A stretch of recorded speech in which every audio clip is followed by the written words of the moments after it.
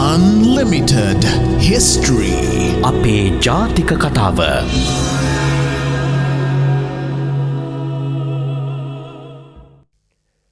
රුවන්වැලි මහසෑය ලෝකයේ තිබෙන ගෞරවනීයම පූජනීයම ස්ථානය. පින්බිම යනුවෙන් මට පෞද්ගලිකව හඳුන්වන්න පුළුවන්. මම පැරිසියේ ජීවත් වුවත් ලංකාවට පැමිණෙන සෑම වෙලාවකම දවස් 4ක් පමණ අනුරාධපුර පූජා භූමියේ ගත කරනවා. එයින් වැඩියෙන්ම කාලය ගත කරන්නේ රුවන්වැලි මහසෑය අභියස. එතනදී මගේ සිතට දැනෙන අධ්‍යාත්මික සුවය මට වෙන කිසිම ස්ථානයකදී දැනලා නැහැ.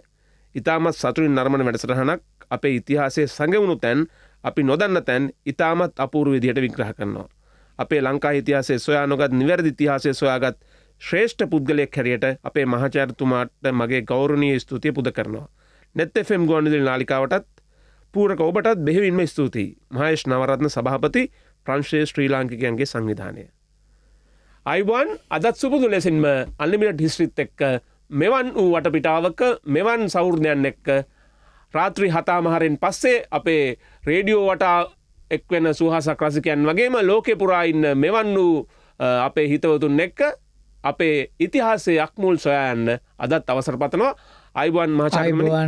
අයිබෝන්. ඉතින් පැරිසියේ ඉන්න ශ්‍රී ලාංකිකයන් විතරක් නෙමෙයි ශ්‍රී ලංකාවේ ජීවත් වෙන ශ්‍රී ලාංකිකයනුත් අනිත් රටවල ඉන්න ශ්‍රී ලාංකිකයනුත් අපිට ඔය වගේ විශාල වශයෙන් ප්‍රතිචාර දක්වමින් ඉන්න ඔබට බොහොම ස්තුතියි. තවත් කෙනෙක්ට අන්ලිමිටඩ් හිස්ටරි වැඩසටහන එක සතියකට එකක්වත් ෂෙයා කරන්න කියන එක ඔබේ WhatsApp වල ඔබේ Facebook වල ඔබේ Viber වල ඔබේ සමාජ මාධ්‍යයේ මේක තව කෙනෙක්ටත් රස විඳින්න ලබා දෙන්න තව කෙනෙක්ගේ අධ්‍යාත්මය අවුලවන්න මේක යොදා ගන්න කියන කාරණයට ඉතාමත් හොඳ ප්‍රතිචාර ලැබෙමින් තියෙනවා.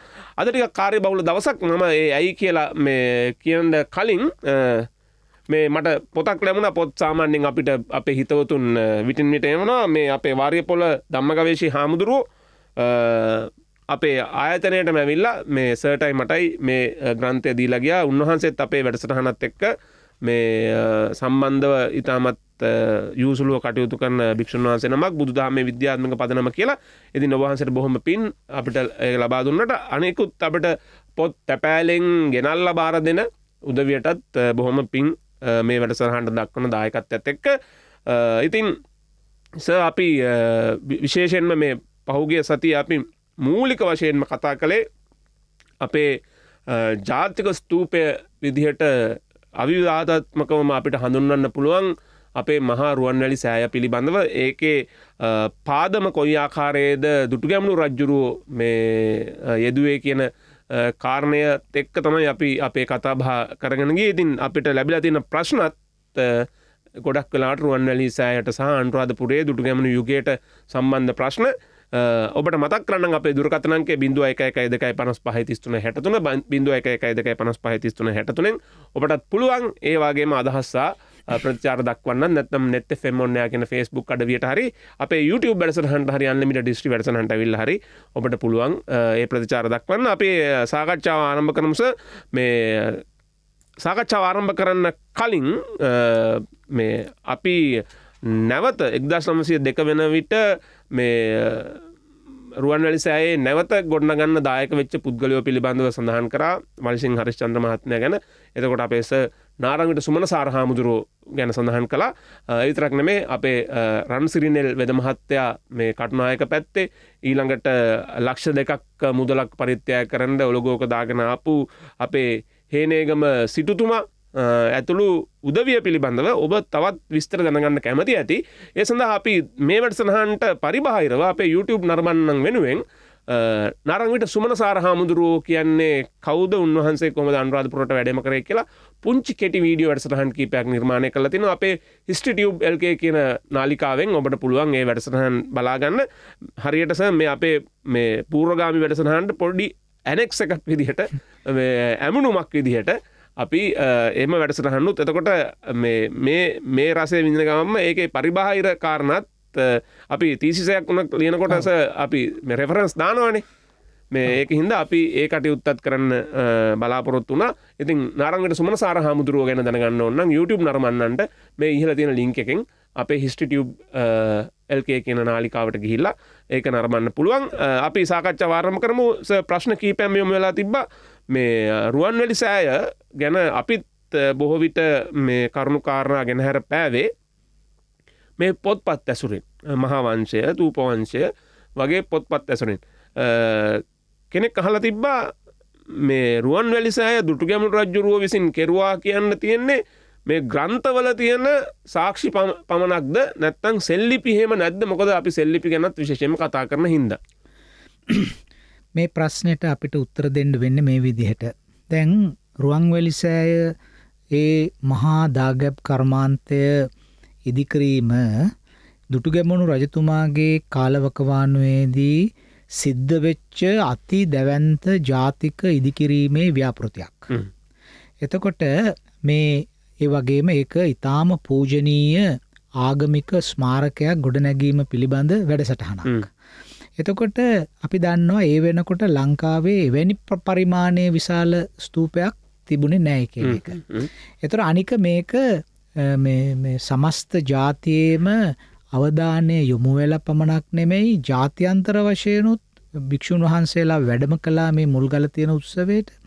එතකොට අපිට පේනවා මේක අදුම තරමේ දකුණු ආසියාවේ දකුණු ආසියානු කලාපය තුලවත් මේ මහා ස්තූප කර්මාන්තය ඉදිකිරීම පිළිබඳව ආරංචිය දැනගැනීම ප්‍රචලිත වෙලා තිබුණා. මට මේක කියන්න ඕන වෙලා තිබුණේ රුවන්වැලි මහා ස්තූපයේ ගොඩනැගීම ඒක ඊටාම පැහැදිලි ජාතික කර්තව්‍යයක්. එතකොට දැන් එහෙම වැඩක් අපි නැවත වරක් සෙල්ලිපියක ලියලා දුටුගැමුණු රජු විසින් කරවන ලද රුවන්වැලි සෑයයි කියලා සෙල්ලිපියක කොටවන්න ඒ කාලේ අවශ්‍යතාවක් නැහැ. ඒ වගේමයි දුටුගැමුණු රජතුමාගෙන් පස්සේ අද දක්වාම ඒක කෙටි කාලයක් නටබුන් වෙලා තිබුණා. ඒ නටබුන් වූ කාලේ අපි අතහැරලා දැම්මොත් මේ අපේ රටේ ශ්‍රී ලාංකිකයින් එය ඉදිකල කාලේ පටන් අද දක්වාම මේ ජාතියේ ආධ්‍යාත්මික කේන්ද්‍රය හැටියට සලකන ප්‍රධාන ස්මාරකය රුවන්වැලි සෑ ස්තූප වහන්සේ. එතකොට දැන් ඒක තව කෙනෙක් දැන් සෙල්ලිපියක් කොටන්නේ කාට හරි දැනගන්නනේ. ඉතින් එහෙම දැනගන්න උවමනා නැහැ. මොකද මේ මහා තූපය කියන එක දුටුගැමුණු රජු විසින් කළ මහා තූපය කියන එක මේ රටේ මුළු ජාතියම දැනගෙන හිටියා. ඒ නිසා මේක අමුතුවෙන් සටහන් කරන්න උවමනාවක් නැහැ. දැන් සෙල්ලිපිවල සටහන් කරලා තියෙන දේවල් දේශ ප්‍රවේශමෙන් බැලුවාම අපිට පේනවා යම්කිසි පන්සලකට ඉඩමක් පූජා කිරීම සෙල්ලිපියක තියෙනවා. යම්කිසි ස්වාමින් වහන්සේ කෙනෙකුට යම්කිසි දෙයක් පවරා දීම ගැන මේ සෙල්ලිපියක තියෙනවා. ඒතර මේවා ඔක්කොම රටේ නොඑක් තැන්වල තියෙන 100,000 ගණනක් බෞද්ධ විහාරාරාම වලට දීපු දීමනා ඒවේ නීත්‍යානුකූලභාවය ආරක්ෂා වෙන්න ඕන නිසා ඒවා සෙල්ලිපිවල ලියලා තියෙනවා. එහෙම නැත්නම් රජවරු තමන් විසින් කරන ලද යම්කිසි සද්ක්‍රියාවක් හෝ කුමක් හෝ එහෙම එකක් ලියලා තියෙනවා. දැන් එහෙම සන්තුලනය කරලා බැලුවම මේ සෙල්ලිපිවල තියෙන අනිත් කරුණුත් එක්ක රුවන්වැලි සෑ මහා ස්තූපය ඉදිකිරීම කිසිදු ශිලාලේඛනයක ලිවීමට අවශ්‍යතාවක් උනේ නැහැ. දැන් ඒ කියන්නේ අනිවාර්යෙන් දැනන් හිටියා මේ අපේ දුටුගැමුණු රජුරු කරපු වැඩක් කියලා. ඉතින් හරි දැන් බලන්න අද වුණත් අපි පුංචි දරුවෙක්ගෙන් අහමු රුවන්වැලි සෑයේ රූපයක් පෙන්නලා මේ මොකද්ද කියලා. ඒතකොට දරුවෝ කියන මේ රුවන්වැලි සෑය. කවුද පුතේ රුවන්වැලි සෑය හැදුවේ? දුටුගැමුණු රජුරෝ. ඉතින් මේක ජාතික මතකයක් හැටියට ජාතික ස්මරණයක් හැටියට මේ රුවන්වැලි සෑ ස්තූපය පිළිබඳ තියෙන මතකය බොහෝම ගෞරව මේ පක්ෂපාතීව මේ ජාතිය විසින් ඉදිරියට අරන් අපි සාමාන්‍යයෙන් අද කියනවානේ කලෙක්ටිව් මෙමරීස් කියලා. ඒ කියන්නේ සමාජයක් මගින් ඉදිරියට අරන් යන මතකය. ඉතින් මතකය පමණක් නෙමෙයි මේ අය මේ රුවන්වැලි සෑ චෛත්‍ය රාජානන් වහන්සේත් එක්ක ගනුදෙනු කළා. ඒක බලන්න ආවා, බාරහාර වුණා, වැන්දා කරා, මේ රට ආරක්ෂා කරලා දෙන්න මේ අවශ්‍ය කරනවයි කියලා හිතනවා නම් යම් කිසි දෙයක් ඒවා ඉල්ලා හිටියා. එතකොට අර කේන්ද්‍රයක් හැටියට සමස්ත සමාජයේම ආධ්‍යාත්මික කේන්ද්‍රය හැටියට කටයුතු කළේ රුවන්වැලි මහා ස්තූපය. එක පැත්තකින් ශ්‍රී මහ බෝධීන් වහන්සේත් වැඩ හිටියා. එතකොට ඊට පසු කාලයක අපිට දන්තධාතුන් වහන්සේත් ලංකාවට වැඩමෙව්වා. ඒතකොට පසු කාලවල මේ හැම පූජ්‍ය වස්තුවක්ම ප්‍රධාන පූජ්‍ය වස්තු තුනම මේ ජාතියේ උරුමය හැටියට ආගමික සංකේතය හැටියට පිළිගැනීමකට ලක් වුණා. නමුත් රුවන්වැලි සෑය ස්මාරකයක් හැටියට දාගැබ් වහන්සේ කෙනෙක් හැටියට එදා ඉඳලම අද දක්වා මිනිසුන්ගේ හිතේ නොමැකෙන ලෙස සටහන් වී තිබීම නිසා ඒක නැවතත් සෙල්ලිපියක කොටලා මේක අහවලා විසින් කරවන ලද මේ ස්තූපයයි කියලා කියන්න උවමනාවක් උනේ නැහැ. ඒ සෙල්ලිපි සාධක නොමැතිකමින්ම අපට පේනවා මේ ස්තූපේ කෙතරම් මේ රටේ මිනිසුන්ගේ මතකයේ තිබුණද මේ ස්තූපයත් සමග කෙතරම් ආගමික බැඳියාවක් අපි ඉතිහාසයේ පුරා පවත්වාගෙන ආවද කියන කාරණේ. සෝදැන් මේ අපේ ජයශ්‍රී මහ බෝ හාමුදුරුවෝ ඊළඟට රුවන්වැලි සෑය ඊළඟට දන්තනාතුන් වහන්සේ පෙළ ගැස්සුවොත් මුලින්ම ගොඩනගන්නේ ජයශ්‍රී මහ බෝධීන් වහන්සේට අයත් පරිශ්‍රය.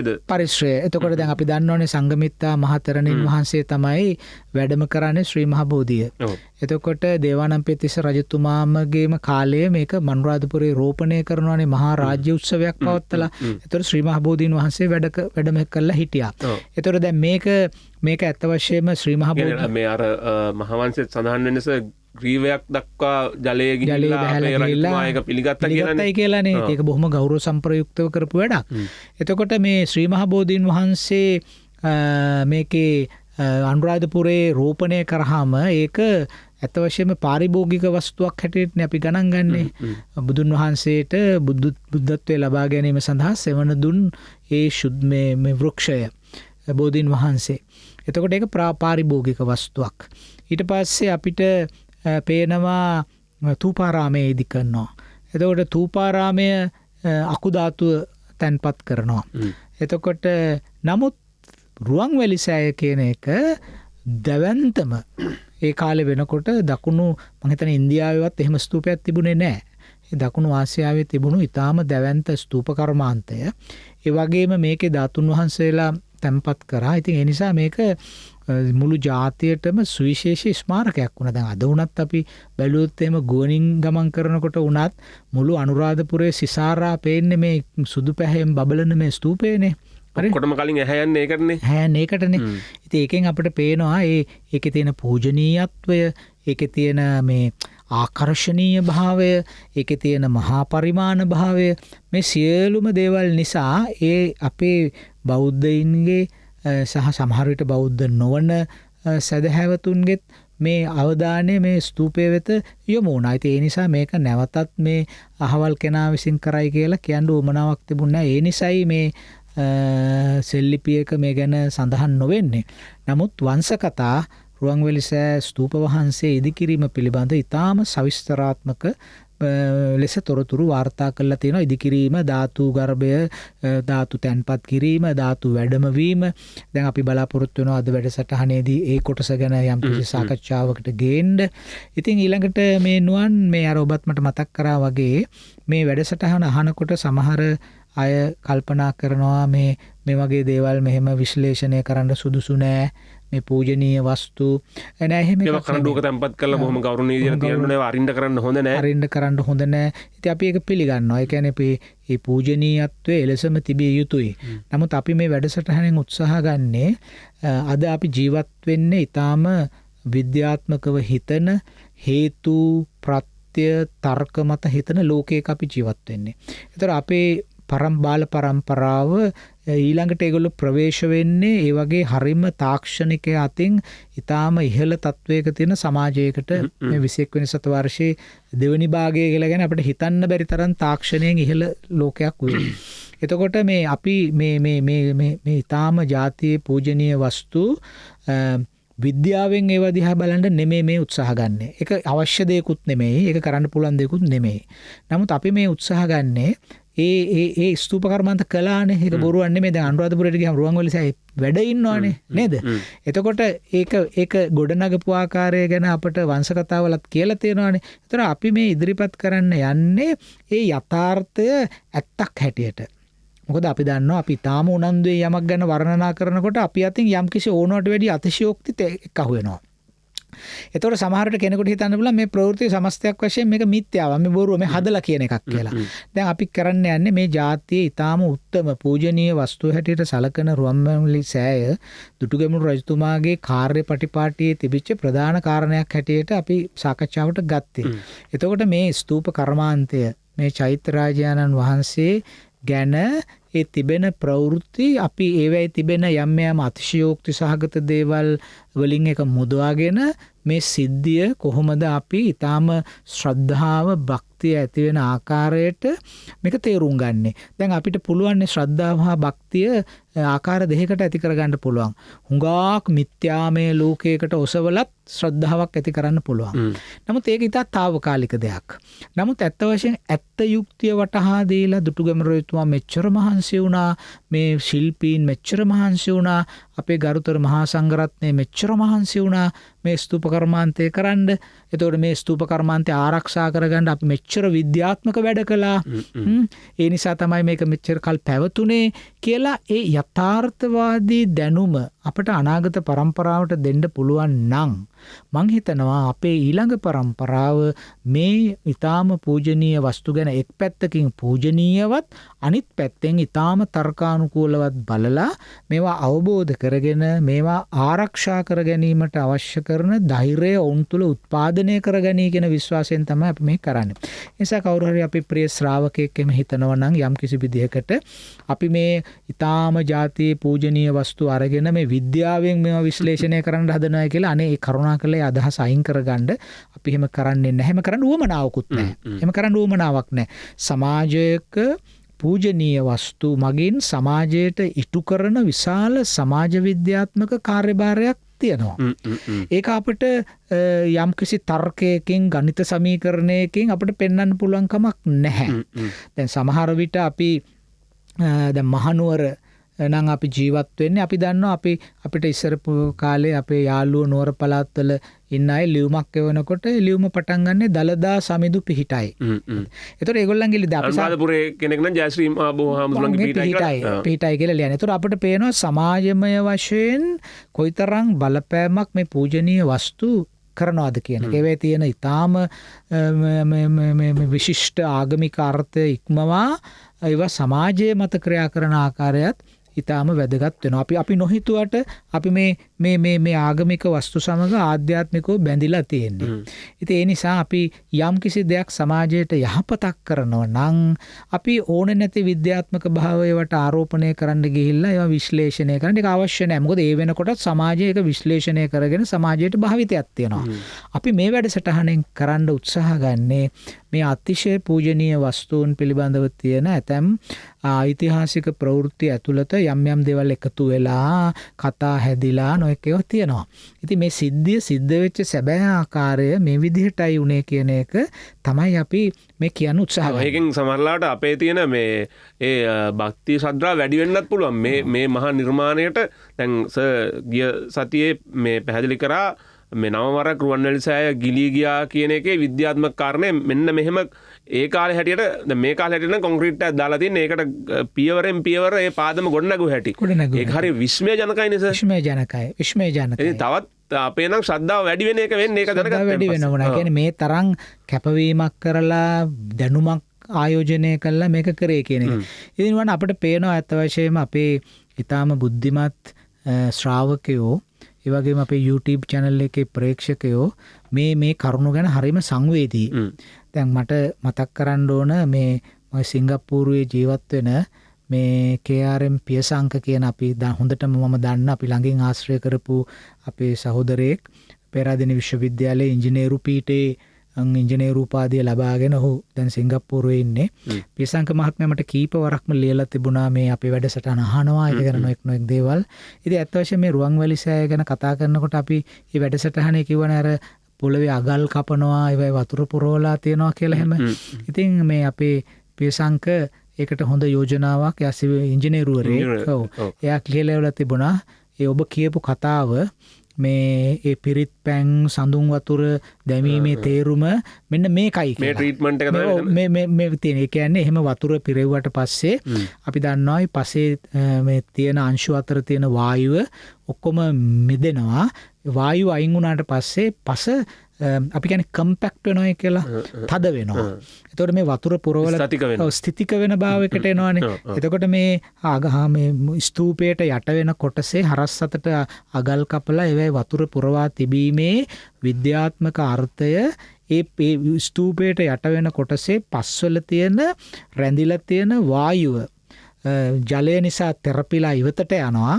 ඊට පස්සේ ඒ පස් ටික හොඳට තද වෙලා ඝනීභවනය වෙලා ස්ථිතික භාවයට පත්වීමෙන් පාදමට දැඩි සවිවර භාවයක් ලබා දෙනවා කියන එක. එතුමා මට මතකයි ඒ ලිපිය සඳහන් කරලා තිබ්බා වර්තමානයේත් ගොඩනැගිලි වලට ওই ට්‍රීට්මන්ට් එකම කරනවා කියලා. කරනවා කියලා. එතකොට බලන්න අවුරුදු 10කට කලිනුත් අපි ඕක දැනගෙන හිටියේ. අන්න බලන්න ඉතින් අපිට කොච්චර ඉතින් මේකෙන් එක දැන් ඕවා දැනගන්න එක හරිම විස්මයජනකයි. හරිම විස්මයජනකයිනේ. අනික නුවන් බලන්න දැන් මේකෙන් මම තේරුම් ගත්ත එක දෙයක් තියෙනවා. මේ ඉතිහාසය කියන එක තේරුම් ගැනීමට ඉතිහාසඥයින්ගේ ශ්‍රමය පමණක් මදි. දැන් බලන්න අපේ පියසංක සහෝදරයා සිංගප්පූරුවේ ඉඳලා මේක අහන් ඉඳලා එයා යෝජනාවක් කරා මේ කම්පැක්ෂන් කියන එකට තමයි මේක කළේ කියන එක. ඒතර බලන්න ඒ යාගේ බුද්ධිය ඔකට දායක වුණා. ආන්න බලන්න දැන් ඉතිහාසය සඳහා ඒ බුද්ධිය දායක වෙනවා.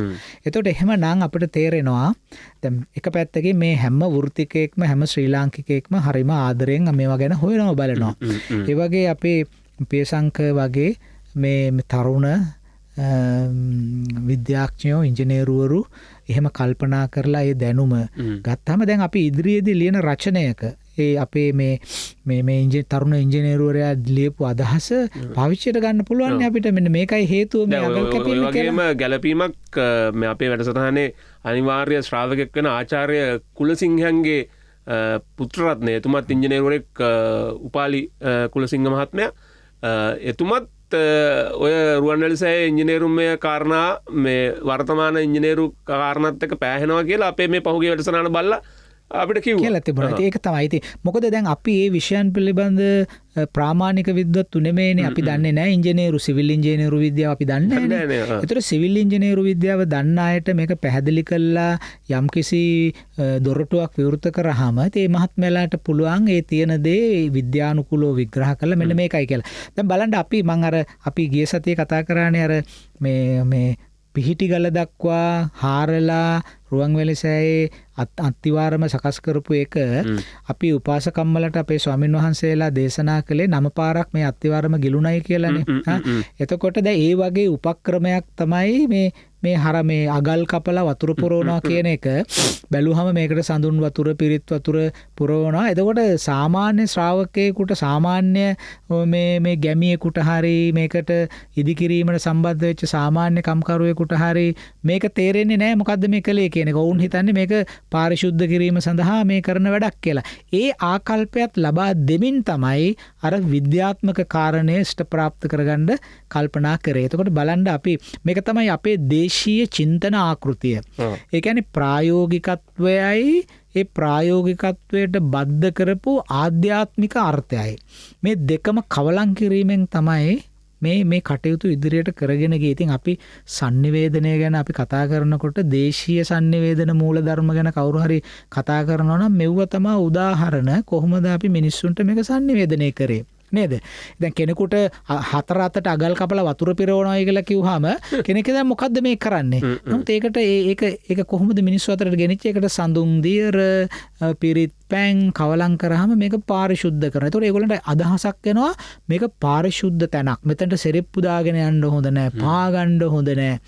ආකල්ප එනවා. නමුත් අත් වශයෙන්ම මේකේ ආකල්පයට වැඩි ප්‍රායෝගික බැලුවම් පේන්නේ අපේ මේ පියසංක මහත්මයා කිව්වා වගේ මේ soil compaction කියන එක ඇතිකරන්න මේ ජලය පාවිච්චි කරලා ඒ කරපු ක්‍රියාව. ඔව්. අපි දැන් විරාමයකට යන්න වෙනවා. තනි ප්‍රශ්නෙම මේ ඕකටම ගැලපෙන මේ දෙයක් මම හිතන්නේ මෙතුමත් ඉංජිනේරුවරයෙක් වෙනෝනේ මිලින්ද කියලා මහත්මයෙක් මේ එවලා තියෙනවා.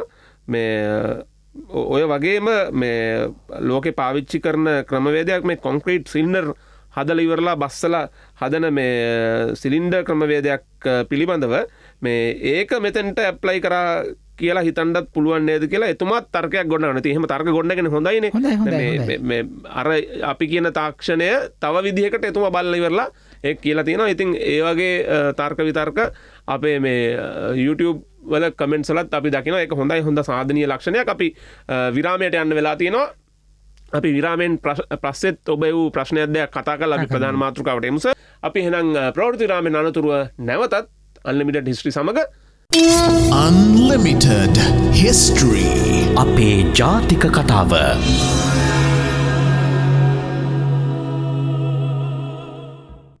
අපි අලිත් අපේ වැඩසටහනට පිවිසෙමු. ඒකම අපේ YouTube වැඩසටහන හරහා ඔබට පුළුවන් ප්‍රශ්න ඉදිරිපත් කරන්න. ඒකම අපේ YouTube වැඩසටහන බලන්න ගියොත් අපේ ඊමේල් අංක Facebook ලින්ක්ස් ඒවත් තියෙනවා ඒව හරහත් ඔබ වෙන දෙවනවා වගේම ඒ හරහත් අපිට ප්‍රශ්න සහ අදහස් එවන්න පුළුවන්. ඉතින් අපිත් එක්ක නිරන්තරයෙන්ම සම්බන්ධතාවය තියාගන්න. ඔබේ අදහස් ඔබේ මේ පිළිබඳව තියෙන විවේචන මේක තව වැඩි දියුණු කරගන්න අපේ වැඩසටහන ඔබේ තියෙන යම්කිසි ආකාරයක ආකල්ප අපිට ඉතාමත් වැදගත් මේ ගමන යන්න. අපිට එක ප්‍රශ්නකින් ගිය අඩහෝරාව හමාර කරන්න වෙච්ච හින්දා අසාධාරණයක් කරන්න බෑ. අපිට විශාල වශයෙන් ප්‍රශ්න එවනවා. අපි එකක් දෙකක් හරි දවසකට කතා කරේ නැත්නම් අපිට ප්‍රශ්න වලින්ම මං හිතන්නේ මහවංශයට වැඩිය ලොකු පොතක් ගන්න පුළුවන් වෙයි. ඇත්තෙන්ම නුවන් ඒක හොඳයි. මොකද දැන් අපි ඔබයි මමයි මේ වැඩසටහනේ සාකච්ඡාවක් ගෙනියනවා. එතකොට සාමාන්‍ය ශ්‍රාවකයෙකුට දැනෙන්නේ මේ අපි කියනවා. ඉතින් අපි කියන එක ඒගොල්ලෝ අහන් ඉන්නවා. නමුත් ඊට වඩා හොඳයි මේ අපි කියන දේවල් වලට අපේ ශ්‍රාවකයෝ ප්‍රේක්ෂකයෝ සහභාගී වෙන එක. ඒතර ඒ සංවාදය තුලින් තවදුරටත් මේකේ තියෙන ප්‍රශ්න ගැටලු දැන් එහෙමවත් තියෙනවා. විසඳා ගන්න උවමනා කරන දේවල් සමහර අය ලියලා තියෙනවා. මම ඊටාම මේ උනන්දුවෙන් මේ වැඩසටහන් 30 ගානම බැලුවා. මට සමහර අවස්ථාවල මෙහෙම ගැටලු ඇති වෙලා තියෙනවා. මම මේ ගැටලු යහන්නේ කියලා විශාල වෙලාවක් ආයෝජනය කරලා ලියලා තියෙනවා. ඉතින් අපි ඒවා නොසලකා හැරීම නොකළ යුතුයි කියලා මට තේරෙනවා. ඉතින් ඒ වගේ ප්‍රශ්න 3-4ක් අපි කෙටියෙන් අරගෙන සාකච්ඡා කරනවා. ඒ සමහරවිට ඒ විශාල ඔවුන්ගේ අදහස් විසඳ ගන්න හදන උදවිය අපිට තේරෙනවා මේ හැම කෙනාම කාර්යබහුල. ඒකේ තර්කයක් නැහැ. හැබැයි සමහරලාට විවිධ ඉතාමත් කාර්යබහුල වෘත්තීන් වල එදිලා ඉන්න උදවිය තමයි මේ යම්කිසි වෙලාවක් කරන් මේ ලියලා තියෙන්නේ. ඉතින් ඒගොල්ලෝ තීරණය කළා තියෙනවා මගේ දෛනික කාල පරිච්ඡේදයෙන් මම මේ වෙලාව වෙන් කරන්න ඕනේ මේ වැඩේට කියලා.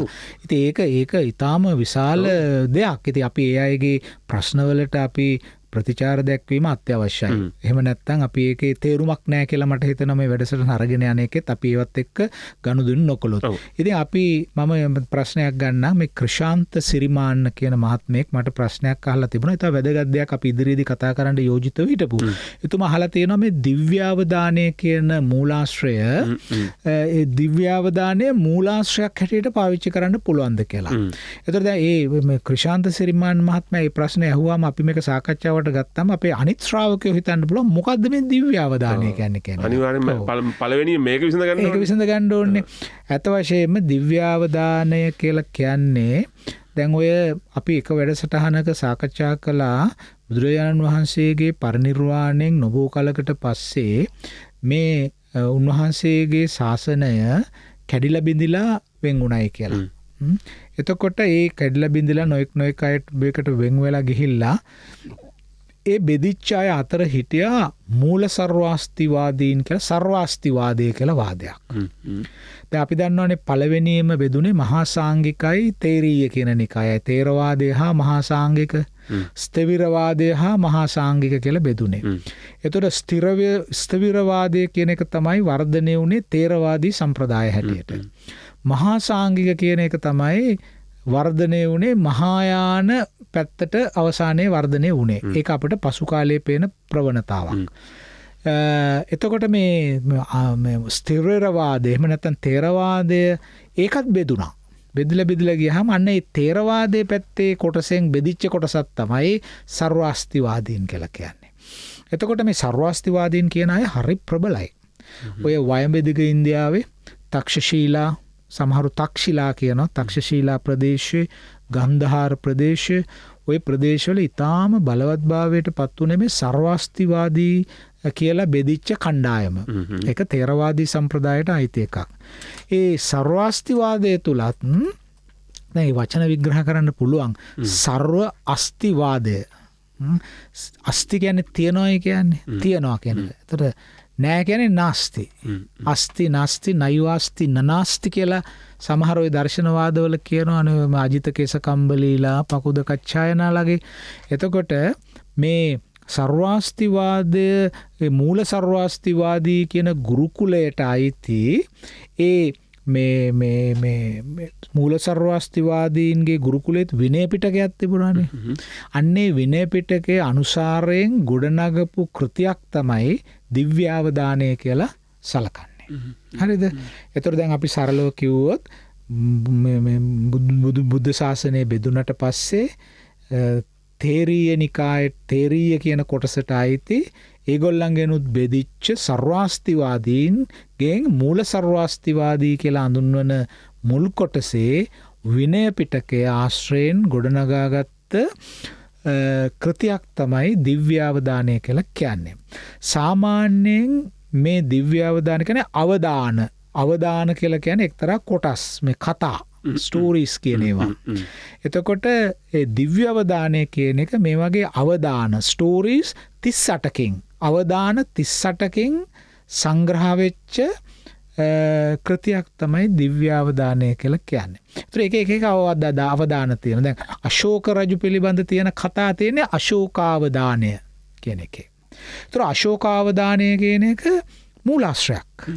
ඒක අපේ ඉතිහාසය ගොඩනගා ගැනීම සඳහා අපි මූලාශ්‍රයක් හැටියට පාවිච්චි කරනවා. අශෝකාවදානය පරිවර්තනය කරා චීන භාෂාවට. චීන භාෂාවට පරිවර්තනය කළා.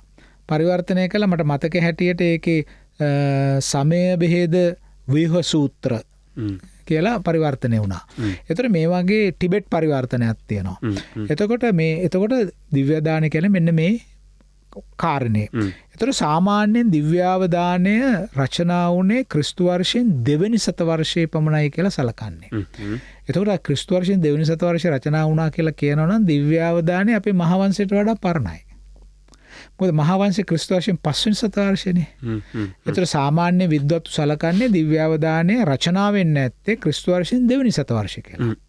එතකොට එහෙමනම් මහාවංශයට වඩා පැරණීනේ දිව්‍යාවදානය. එහෙමනම් දිව්‍යාවදානයේ මූලාශ්‍රයක් හැටියට පාවිච්චි කිරීමේ කිසිම බාධාවක් නැහැ කියලා අපිට පේනවනේ. ඒක ඓතිහාසික මූලාශ්‍රයක්. ඒකේ තියෙන කතා කොයිතරම් නිවැරදිද අතිශයෝක්ති සහගතද කියන එක නෙමෙයි මෙතනදී අදහස් කරන්නේ. දිව්‍යාවදානය පැහැදිලිවම මූලාශ්‍රයක් හැටියට පාවිච්චි කරන්න පුළුවන් කාරණයක්. මේකේ තියෙන විශේෂ දේ තමයි වෙනත් මූලාශ්‍රවල දැන් අපි මහාවංශය ගත්තොත් එහෙම මහාවංශයේ දකින්නට නැති කතා තූප වංශයේ ධාතු වංශයේ දකින්නට නැති අදහස් මේ බෞද්ධ ඉතිහාසය පිළිබඳව මේ දිව්‍යාවදානයේ එන කතාවල තියෙනවා. දැන් අපි ඉදිරියේදී මේ අශෝකාවදානය ගැන අපිට චුට්ටක් කතා කරන්න වෙනවා. අපි මේ අවස්ථාවේදී ඒක මතක් කරමු. ඉතින් අවදාන 38ක් තියෙනවා. මේ කෘතිය මුල්වරට ඉංග්‍රීසි මේක සංස්කෘතෙන් ලියලා තියෙන්නේ. ඒකත් මතක තියාගන්න. දිව්‍යාවදානය ලිව්වේ සංස්කෘත භාෂාවෙන්. පාලි භාෂාවෙන් නෙමෙයි. මොකද අපි දන්නවා මේ පාලි භාෂාවට හුඟක් තැන දුන්නේ අපේ තේරීය ස්ථවිරවාදය පැත්තෙන් ගිය භික්ෂුන් වහන්සේලා තමයි පාලි භාෂාව ගත්තේ. මොකද බුදුරජාන් වහන්සේ මගධ භාෂාවෙන් ධර්මයේ දේශනා කරා කියලා කියනවා. එතකොට මගධයේ තිබුණ එක ප්‍රාකෘතයක් තමයි පාලි භාෂාව. ඉතින් මගධයේ උතුරු මාගධී වල තව පොඩි වෙනස්කම් මේවා තියෙනවා. පාලි භාෂාවේ වෙනස්කම් තියෙනවා. ඒ ගැන විද්වත්තු සාකච්ඡා කරලා තියෙනවා. ඉතින් කොහොම හරි වේවා බුද්ධ භාෂිතයේ මාගධියෙන් සිද්ධ වුණේ ඒකේ මාගධී පාලිය. නමුත් මේ කෘති රචනා වුණේ සංස්කෘත භාෂාවෙන්.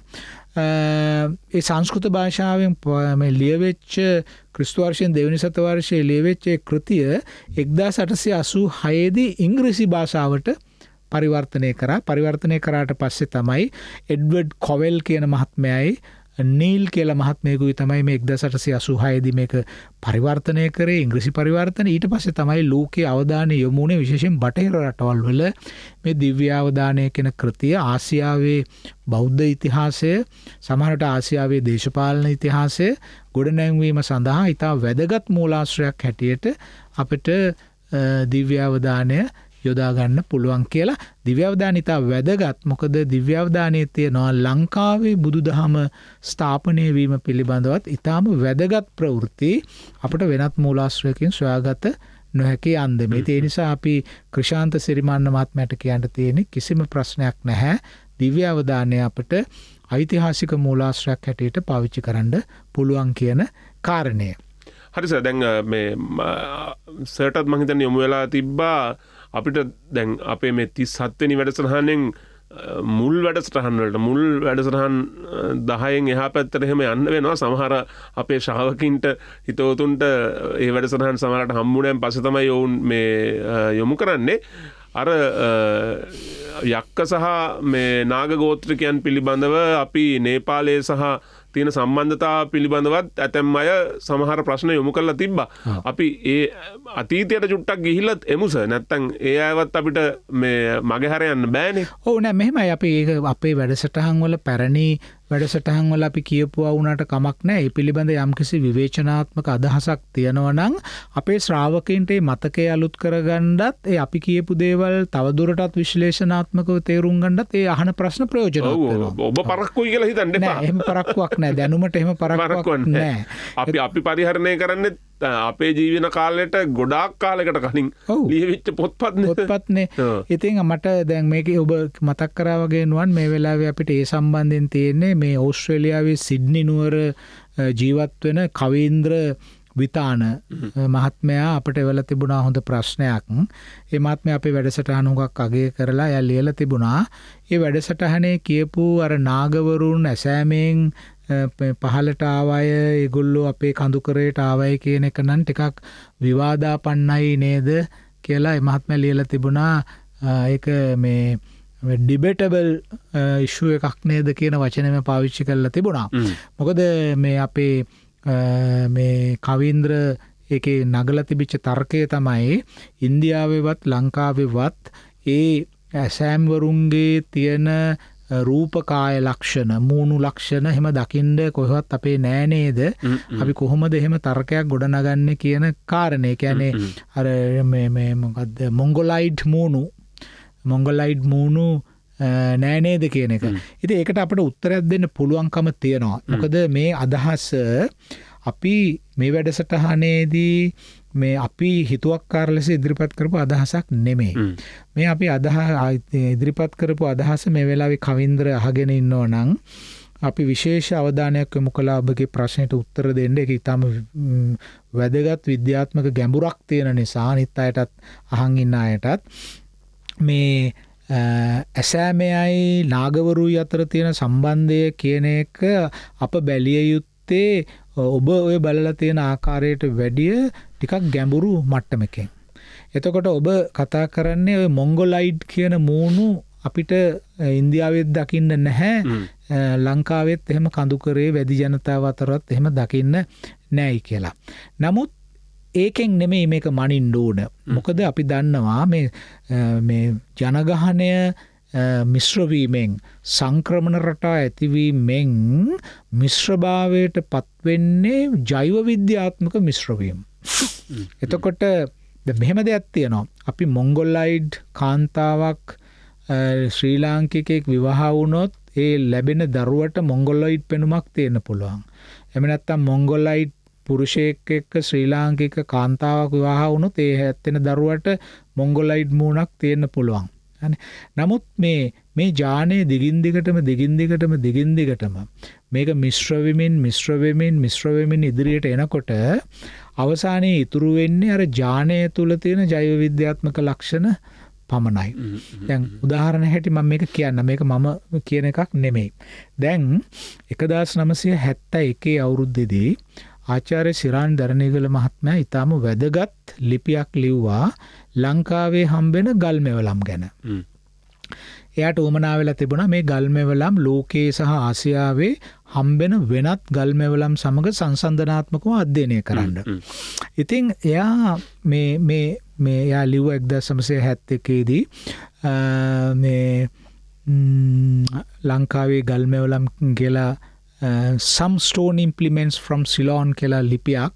ඒක පළ වුණේ ජාතික කෞතුකාගාරය විසින් පළ කරන ස්පොලියා සෛලනිකා කියන විද්‍යාත්මක සංගරාවේ 32 වෙනි වෙළුමේ මේක පළ කරා 971.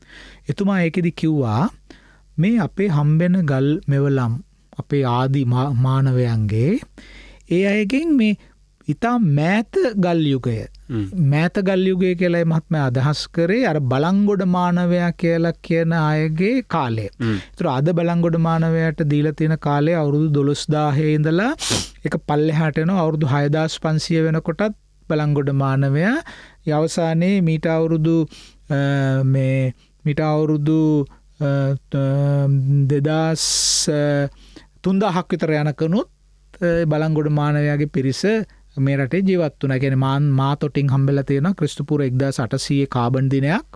ඒකෙදි පේනවා මේ මිනිස්සු හිටියයි කියලා. ඒතර නුවන් මම කියන්නේ නේ එතුමා කිව්වේ මොකද්ද?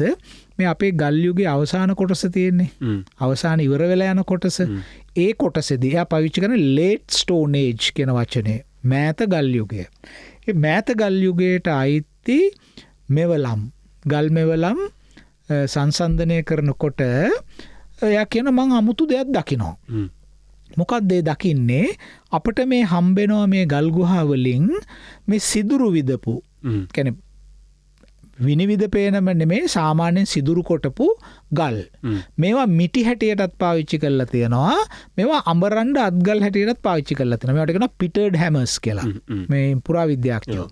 මේ පිටර්ඩ් හැමර්ස් කියන්නේ සිදුරු විදපු ගල්, ඒ අත්ගල් සහ මිටි වගේ පාවිච්චි කරන ඒවා ඉන්දියාවේ හම්බෙන්නේ තාම විරල විදිහට හම්බෙන්නේ නැතිම තරම් තමයි මේ ඉන්දියාවේ මෑත ගල් යුගයේ එහෙම හම්බෙන්නේ නැහැ.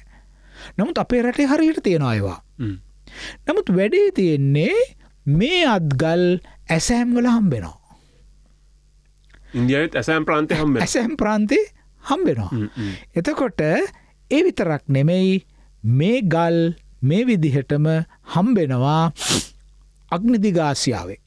ඒ කියන්නේ තායිලන්තය ඔය පළාතේ ඒ පළාතේ තියෙනවා හෝබින්හියන් සංස්කෘතිය කියලා මේ ගල් යුගය වර්ග කරනකොට එක යුගයක් හඳුන්වලා තියෙනවා හෝබින්හියන් ගල් යුගය කියලා. එතන මේ දකුණු දැන් ඕවා ඕනනම් මේ අන්තර්ජාලයට කියලා හොයලා බලන්න පුළුවන්. හෝබින්හියන් කොහොමද ලියන්නේ කියන එක අපි පෙන්නමු. ඔය වචනේ ලියන්නේ කොහොමද කියලා. ස්පෙල් කරන්න හෝබින්හියන් කියන්නේ HOABINHIAN හෝබින්හියන් කියන වචනේ ලියන්නේ. එතකොට මේ හෝබින්හියන් සංස්කෘතියට අයිති මෙවලම් දිහා බැලුවම ඒ මෙවලම් අතරෙත් තියෙනවා අපේ රටේ තියෙන අර පිටර්ඩ් හැමර්ස් සහ මේ අත්ගල් හැටියට ග්‍රයින්ඩිං ස්ටෝන්ස් හැටියට පාවිච්චි කරන්න පුළුවන් ගල්. දැන් මේක මහා අමුතුම සිද්ධියක්. අපිට ආසන්නම ඉන්දියාවේ මේවා නැහැ. ඉන්දියාව පල්ලෙහා කොටසේ නැහැ. ඉන්දියාව පල්ලෙහාට උඩත් නැහැ. උඩත් නැහැ. ඉන්දියාවේ සමස්ත වශයෙන් ගත්තොත් ඉන්දියාවේ නැහැ. කියන්නේ ඇසෑම කියන අනිත් පැත්තට කිට්ටුවට. ඇසෑම තියෙන නැගෙනහිර පැත්තට වෙන්නේ. එතකොට ඇසෑම් වල මේ ගල් වර්ග තියෙන මේ මෙවලම තියෙනවා. ඒ වගේම මේක තියෙනවා අග්නිදිග ආසියාවේ හෝබින්හියන් කියන සංස්කෘතියට අයිති මෙවලම් අතරත් මේක දකින්න තියෙනවා. එතකොට මේ මහත්මයා ඒවා කිව්වේ හුඟක් පර්යේෂණ කරලා විද්‍යාඥයොත් එක්ක සාකච්ඡා කරලා සාක්ෂි ඉදිරිපත් කරේ. එතකොට දැන් අපි අහන්න ඕන ප්‍රශ්නයක් තමයි මීට අවුරුදු 5000කට 6000කට වගේ කාලවලට කාල නිර්ණය වෙලා තියෙන අපි 12000ට දාමු බලංගොඩ මානවයාගේ අලුත් දිනය.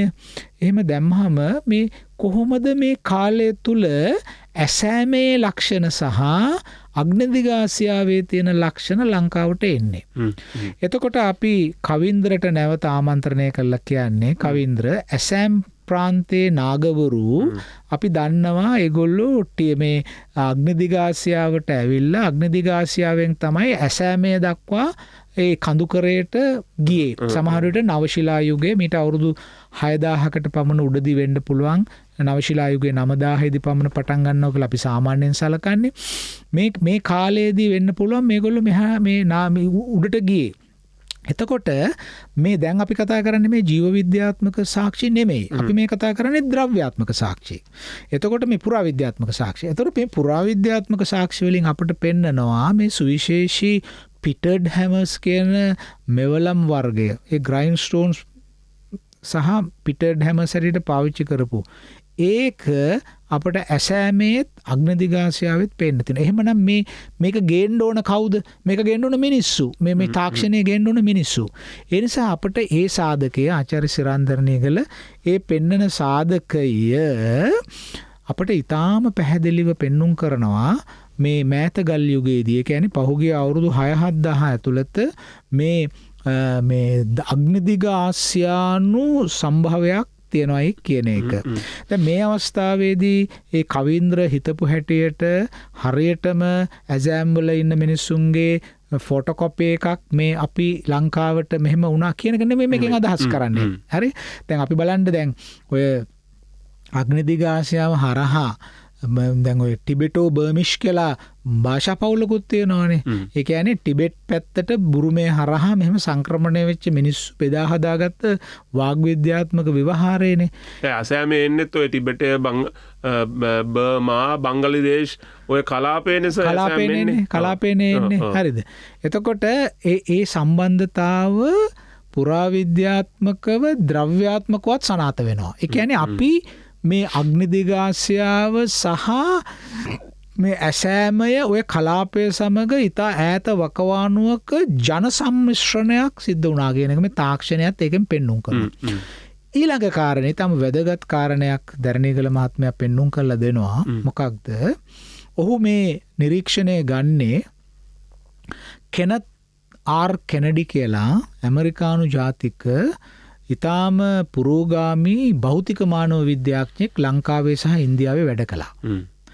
මේ කෙනත් ආර් කෙනඩි මහත්මයා ලංකාවෙන් හම්බෙච්ච ඔය බලංගොඩ මානවයා කියලා බලංගොඩ බෙල්ලම්බැඳි පැලැස්ස අද උඩවලවේ කැලේ ඇතුළේ තියෙන්නේ. මේ බෙල්ලම්බැඳි පැලැස්සෙන් හම්බෙච්ච ඇටසැකිලි වල භෞතික මානව විද්‍යාත්මක පැත්ත අධ්‍යයනය කළා. කළහු ඒක ප්‍රකාශයට පත් කරා ලන්ඩන් වලදී බ්‍රිතාන්‍ය කෞතුකාගාරයේ සයින්ටිෆික් මොනෝග්‍රාෆ් එකක් හැටියට වාර්තාව පළ කරා. ඒක ඕන කෙනෙකුට අරන් කියවන්නත් පුළුවන්. ඊට අමතරව එතුමා නොයෙක් ලිපි ලේඛනත් ලියලා තිනවා. ඉතින් මේ කෙනඩි මොකද්ද කිව්වේ? කෙනඩි කියනවා ලංකාවේ වැඩි ජනතාව සහ මේ බලංගොඩ මානවයා කියලා සොයාගත්ත ඇටසැකිලි වල පෙනෙන ඔස්ට්‍රලොයිඩ් කියන මානව ගති ලක්ෂණය. අපි මිනිස්සුන්ව බෙදලා තියෙනනේ නිග්‍රොයිඩ්, මොංගොලොයිඩ්. මේ කවීන්ද්‍ර මහත්මයා කිව්වෙත් මේ මොංගොලොයිඩ් ලක්ෂණ අපේ නෑ කියලානේ. හරිද? එතකොට මේ මොංගොලොයිඩ් කියලා ඒ ඇසෑමේට ගිය අය මොංගෝලියාව පැත්තේ මොංගොලොයිඩ් කියලා කිව්වා. නමුත් මේ මොංගොලොයිඩ් බවට විකරණය වෙන ඒ ජනතල්ලුව පල්ලෙහා ඉඳලා උඩට යන්නේ මේ ප්‍රධාන ඔස්ට්‍රලොයිඩ් වර්ගයේ මිනිස්සු. මේ සංක්‍රමණය වෙන්නේ. එතකොට ඔස්ට්‍රලොයිඩ් කියන වර්ගය බැලුවහම මේ අපේ වැඩි ජනතාවත් බලංගොඩ මානවයාගේ ඇටසැකිලිත් කියන දේ වර්ගයේ තුලම තිබෙන ඔස්ට්‍රලොයිඩ් ලක්ෂණ පිළිබිඹු කරන කිසිම පැරණි ඇටසැකිල්ලක් ඉන්දියාවෙන් සොයාගෙන නැහැ. හරි? ඒක වාර්තා වෙලා තියෙනවා. මේක කෙනඩි පෙන්නලා දෙනවා. කෙනඩි ඉන්දියාවේ ඇටසැකිලි අධ්‍යයනය කර පුරාණේවා. අපේ රටේ තරම් ඉන්දියාවේ ඇටසැකිලි ප්‍රමාණයක් හම්බෙලා නැහැ මනුෂ්‍ය ඇටසැකිලි. අපි විශාල අපි 50 ගණක් මේ වෙනකොට මම හිතන්නේ 60කට කිට්ටු වෙන්න අපේ මනුෂ්‍ය ඇටසැකිලි මහා ප්‍රාග් ඉතිහාසයට අයිතිව හම්බෙලා තියෙනවා. ඉන්දියාවත් මේ අපි වගේම ඒ කැණීම් කටයුතු අධ්‍යයන කටයුතු මීට වඩා විශාල වශයෙන් කරගෙන යනවා. කරගෙන යනවා. ඒ බොහොම ලොකු පිරිසක් පුරාවිද්‍යාව වැඩ කටයුතු කරනවා. මම දන්න විදිහට මේ අපිට වඩා ප්‍රතිපාදන ඉන්දියාවෙන් ඉන්දියා පුරාවිද්‍යාඥයින්ට ලබා දෙනවා සහ ඒගොල්ලෝ හුඟක් ඒ ඉන්දීය භාවය වෙනුවෙන් ඉන්දියන් කියන එකට කටයුතු කරගෙන යනවා. ඉන්දියන් කියන එකට ඒගොල්ලෝ වැඩ කටයුතු කරගෙන යනවා. ඉතින් දැන් බලන්න මේ කෙනඩි මහත්මයාගේ ආචාර්ය කෙනත් කෙනඩි ඔහුගේ නිරීක්ෂණය කුමක්ද? මේ අපේ ඇටසැකිලි වල කියන්නේ වැඩි ජනතාවගේ අපේ ආදිවාසී ජනතාවගේත් අපේ බලංගොඩ මානවයාගේත් තිබෙන ඔස්ට්‍රලොයිඩ් ගති ලක්ෂණය. ඒ තියෙන ප්‍රමාණයට ඉන්දියාවෙන් ලැබී තිබෙන ඇටසැකිලිවල ඒ ලක්ෂණය දකින්න නෑ. එතකොට අපිට පේනවා දැන් ඒ ඔස්ට්‍රලොයිඩ් ට්‍රේට්ස් කියන්නේ මොනවද කියන එකත් එයා පැහැදිලි කරලා දුන්නා. ඒ කියන්නේ ඇඟේ රෝම අඩුකම. දැන් අත වශයෙන්ම ඔය අපි අඩුයිනේ පපුව ප්‍රදේශ රෝම එහෙම අඩුයිනේ. දැන් ඒක එක ඔස්ට්‍රලොයිඩ් ලක්ෂණයක්. එතකොට මේ මොනවාද මේ ඔස්ට්‍රලොයිඩ් ලක්ෂණය ගැන හොඳට අපි අධ්‍යයනය කළ යුතුයි. මොකද ඒකෙන් තමයි අපට මේ සම්බන්ධතා තේරුම් ගන්න පුළුවන් වෙන්නේ. අපි ඊළඟට ඒ කරුණු ගැන තවදුරටත් කතා කරමු. හරි. මේ විරාමෙන් අනතුරුව අපි ආයෙත් අපේ සාකච්ඡාවට එමු. Unlimited History අපේ ජාතික කතාව.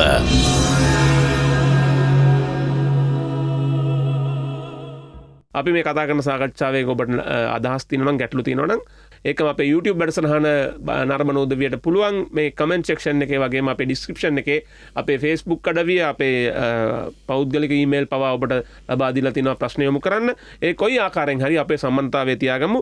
සර් දැන් අපේ ප්‍රධාන සාකච්ඡාවට අපිට තාම එන්න බැරි වුණා. හැබැයි අපිට මග නොහැර යන්න පුළුවන්. මම කියන්නේ මග හැරලා යන්න බැරි ප්‍රශ්න කීපයකට අපිට උත්තර දෙන්න වෙච්ච හින්දා ඒකම මං විනාඩියක් අරගෙන සමාවෙන්න මේ අතුරු කාරණයක් මෙතෙන්දි කියනවට මේ බොහෝ දෙනෙක් අපේ මේ වීඩියෝ වැඩසටහන ගැන අදහස් දක්වමින් ඉන්නවා. මේ අපි මේ රූගත කරන මැදිරිය මේක අපේ හඬට අනුව අපේ ශබ්දය මූලික කරගෙන මේ සකස් කරපු මැදිරියක් හින්දා තමයි මේ වගේ පරිසරයක අපි මේ රූගත කිරීම කරන්නේ. මේ ගැනත් විවිධ අදහස් දක්වලා තිබ්බා. ඔබට යම් අදහසක් තියෙනවා නම් අපි ජනතාවගේ ඡන්දය විමසන්න කැමතියි. අපි මේ කරන මැදිරිය හොඳයිද නැත්නම් වෙනත් පසුබිමක අපි මේක කරනවා නම් හොඳයිද කියලා මෙතන ලින්ක් එකේ පෝල් එකක් තියෙනවා. එහෙම නැත්නම් ඔබට ඒ පිළිබඳව ඡන්දය ප්‍රකාශ කිරීමේ හැකියාව තියෙනවා. මේ වැඩසටහන අවසානයේත් අපි ඒක පළ කරලා තියන්නම්. අපිට ඔබේ කැමැත්ත මේ මැදිරිය හොඳයිද මේක වෙනස් වෙන්න ඕනේද කියන ප්‍රශ්න දෙකට ඔබට පුළුවන් උත්තර දීලා අපි මේ මග පෙන්නගෙන මේක ඉදිරියට ගෙන යන්න අපි සාකච්ඡාවට යමු සර්. ඔව් එතකොට මේ කවින්ද්‍ර අහපු ප්‍රශ්නෙට කවින්ද්‍ර අහගෙන ඉන්නවා නම් දැන් කවින්ද්‍ර ඔස්ට්‍රලොයිඩ් මොංගොලොයිඩ් කියන වර්ගය ඒ වර්ගය තුළ ඔස්ට්‍රලොයිඩ් ට්‍රේට්ස් කියන්නේ ඔස්ට්‍රලොයිඩ්ස් ලගේ ගති ලක්ෂණ තියෙනවා. දැන් මම විරාමයට යන්න කලින් කිව්වේ දැන් මොංගොලොයිඩ්ස් ලගේ ඇගේ රෝම හිගයිනේ රෝම අඩුයි. ඒක ඔස්ට්‍රලොයිඩ් ලක්ෂණයක්. එතකොට ඒ මම අපි කලින් කිව්වා වගේ වැඩි ජනතාවගේත් ඇගේ රෝම අඩුයි. එතකොට කවින්ද්‍ර අර අපි මේ වෙලාවේදී මේ නාගවරු මේ අග්නිදිගාසියාව ඇසෑමය සමග අපේ පුරාණම මිනිස්සු සම්බන්ධ වුණයි කියන එක කතා කරන්න යන්නේ මේ රූපයට රූපය ගලපලා එහෙම කරන්න බෑ. මොකද මේ අවුරුදු දහස් ගණනක් තිස්සේ මේ ජානය අපි දන්නවා ජීන් මියුටේෂන් කියන එක ජානය හැසිරෙන නොයෙක් විදි තියෙනවා. සමහර ජාන ඩුප්ලිකේට් වෙනවා, කොපි වෙනවා, කොපින් ප්‍රශ්න තියෙනවා. ඉතින් ඒක මම විශේෂඥයෙක් නෙමෙයි ඒක ගැන කතා කරන්න. ඉතින් ඒ නිසා අද වෙනකොට අපිට මේ අපේ මේ අග්නිදිගාසියානු සහ අසෑම්වරුන් සමග තියෙන සම්බන්ධතාව අද අපට ඊටාම නිලීනව ගිහිල්ලා ඒක අද මතු කරගන්න බැරි තත්ත්වයට එනකන් ඇවිල්ලා තියෙනවා. නමුත් කවින්ද්‍ර මේක සනාත කරන්න උවමනා තරම් තව සාධකක් තියෙනවා. මොකද මේක එහෙමනම් වෙනම වැඩසටහනක් හැටියට අපිට කරන්න තරම් දීර්ඝයි. අනිත් එක මේ තවත් තියෙනවා මේ මුල් වැදි භාෂාවේ. තවශයෙන් වැදි භාෂාව අද හුඟක් සම්මිශ්‍රණ වෙලානේ. මේ මුල්ම වැදි භාෂාව ගැන වාර්තා කරපු අය පෙන්නලක් කරලා දීලා තියෙනවා. එයාගේ භාෂාවේ තියෙනවා කියලා මූදු ගමන් වලට සම්බන්ධ වචන. එතකොට මූදු ගමන් වලට වචන සම්බන්ධ නම් මූදු ගමන් යන්න ඕනනේ. එහෙමනම් ඔවුන් මූද හරහා එන්න තියෙන. මොකද ඇසෑමෙන් ඇවිල්ලා බෙන්ගාල පැත්තට ඇවිල්ලා ඒ බෙන්ගාල බොක්ක හරහා තාම්‍රලිප්ති වරාය තිබුණේ එතන. ඒ පැත්තෙන් ඒ කියන්නේ ඒ වෙනකොට තාම්‍රලිප්ති වරායක් තිබුණා. නමුත් අපිට මෙහෙම පාවෙලා එන්න පුළුවන්කම තිබෙනවා. ඒතර මගෙන් එක්තරා සහෘදයෙක් ඇහුවා ඇත්තටම ඔහොම කරන්න පුළුවන්ද? ඔච්චර කාලෙදී මුදු යන්න පුළුවන්ද? ඒගොල්ලෝ දැනන් හිටියද කියලා. ඉතින් ඒක තමයි අපේ නූතන මානවයා හෝමෝසේපියන් ගැන තියෙන අව탁සේරුව. ගිහිල්ලා අන්තර්ජාලයට බලන්න ඕන තරම් ශාස්ත්‍රීය ලිපි හොයාගන්න පුළුවන්. ලෝකේ පළමු වරට මුහුදු යන්න පටන් ගත්තේ ආසියාවේ මිනිස්සු. ඒකත් දකුණු අග්නිදිග ආසියාවෙන් තමයි මුහුදේ යාත්‍රා කිරීමේ කියන තාක්ෂණය පටන් ගත්තේ. ඉතින් ඒ නිසා ඒක ගැන අපිට විමතිදායක ලෙස හිතන්න දෙයක් නැහැ. ඒතර මම හිතනවා කවින්ද්‍ර මේ ඊළඟට කවින්ද්‍ර චෝදනාවක් කළා තිබුණා අපි ගෝත්‍ර කියන වචනේ පාවිච්චි කරනවා කියලා මේ යක්ෂ නාග හඳුන්වන්න. අපේ මුල්ම වැඩසටහනක අපි කිව්වා මේ යක්ෂ නාගවරු හදවන්න ගෝත්‍ර කියන වචනේ පාවිච්චි කිරීම වැරදි. ට්‍රයිබ්ස් කියන වචනේට එන්නේ නැහැ කියලා. ඔව් ට්‍රයිබ්ස් කියන වචනයෙන් විග්‍රහ කරන්න අමාරුයි මේක. එහෙම එකක් කට්ටියක් නෙමෙයි මේ කට්ටිය. නමුත් අපි සාමාන්‍ය ව්‍යවහාරයේ තියෙන යක්ෂ ගෝත්‍රේ නාග ගෝත්‍රය කියලා. ඒ නිසා අපි මේ වැඩසටහන කරගෙන යනකොට මේ වචනේ අපි පාවිච්චි කරයි යොදා ගන්න වෙනවා කියලා. නිසා ඒ නිසා කවින්ද්‍ර අපි ඒ අය කිසිම ආකාරයකින් මානව විද්‍යාවේ හඳුන්වන ඒ ට්‍රයිබ් කියන අදහසෙන් නිර්වචනය කරලා තියෙන පදනම මත ඉඳලා නෙමෙයි අපි මේ කතා කරන්නේ. අපේ යක්ෂ නාග අය එහෙම ට්‍රයිබල් ගෲප්ස් එහෙම නැත්නම් ගෝත්‍රික කණ්ඩායම් නෙමෙයි කියන එක ඊටාම අවධාරණයෙන් අපි මේ වැඩසටහනේ මුල් එකක කියලා තිබුණා. ඒ කියන්නේ අපිට ගෝත්‍ර කියන වචනේ මෙතන නාමපදයක් මිසක් ක්‍රියාපදයක් නෙමෙයි. ක්‍රියාපදයක් නෙමෙයි කියන එක. ඔව්. අපි අපේ දැන් සැදැහැවතුනුයි ශාස්ත්‍රවන්තයනුයි මේ ශාස්ත්‍රියාලයෙන් පෙන්ල උදවියයි අපි ගියවර අපේ මහා රුවන්වැලිසෑයේ පාදම දැමූ විදිහ ගැන කතා කරන්න දුටුගැමුණු රජුරුව දැන් ගිය සතිය පොරොන්දු වෙලාගේ රුවන්වැලිසෑයේ ක්‍රමක්‍රමෙන් ගොඩනැගිච්ච විදිහ ගැන කතා කරනවා කියලා. ඕක බලාගෙන ඉන්න දැන් කට්ටිය. ඔව් අපි කවුරුත් එකට කැමති. ඒක සාකච්ඡාව පටන් ගන්න කලින් මහත්මයෙක් මට කතා කරලා කිව්වා ලෝකේ කොහේවත් නැති දෙයක් සිද්ධ වුණා දුටුගැමුණු රජතුමා රුවන්වැලිසෑය ඉදි කරන කාලෙදී. ඒක තමයි මේ ඒ රුවන්වැලිසෑයේ වැඩ කරන කම්කරුවන්ට වැටුප් ගෙවන්නේ කියලා නියමයක් දාපු එක.